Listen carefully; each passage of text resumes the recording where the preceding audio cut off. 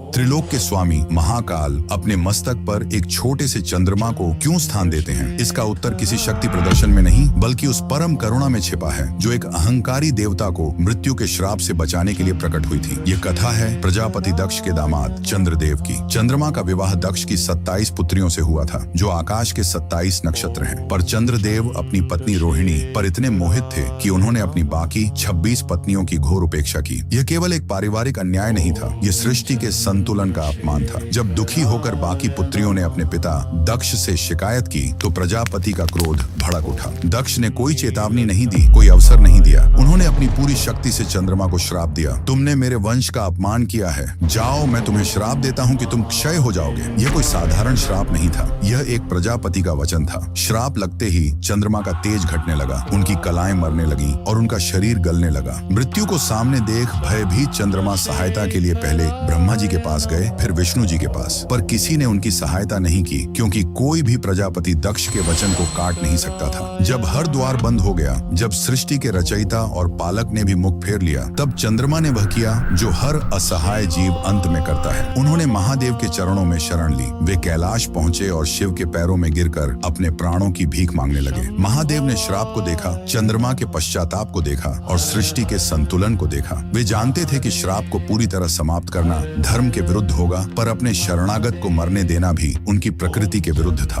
तब उन्होंने एक ऐसा मार्ग निकाला जो केवल महादेव ही निकाल सकते थे। उन्होंने चंद्रमा को उठाया और अपने शीश पर अपनी जटाओं में धारण कर लिया। शिव के शरीर का स्पर्श पाते ही चंद्रमा की मृत्यु रुक गई। महादेव ने श्राप का मान रखते हुए उसे संशोधित कर दिया और कहा, दक्ष का वचन व्यर्थ नहीं जाएगा। तुम 15 दिन क्षीण होगे, पर अगले 15 दिन मेरी ऊर्जा से तुम पुनः पूर्ण हो जाओगे। उसी दिन से कृष्ण पक्ष और शुक्ल पक्ष का चक्र आरंभ हुआ। वह अर्धचंद्र महादेव के मस्तक पर एक आभूषण नहीं बल्कि एक वचन है। यह वचन है कि जो कोई भी, चाहे वह कितना भी दोषी क्यों न हो, यदि सच्चे पश्चाताप के साथ उनकी शरण में आता है तो वे उसे मृत्यु के मुख से भी निकाल लाते हैं। वह चंद्रमा इस बात का प्रतीक है कि महादेव का दरबार न्याय का नहीं बल्कि करुणा का दरबार है। उस चंद्रशेखर के सम्मान में जो अपने भक्त के लिए श्राप को भी वरदान बना देते हैं, कमेंट्स में ओम चंद्रशेखर नमः अवश्य लिखें।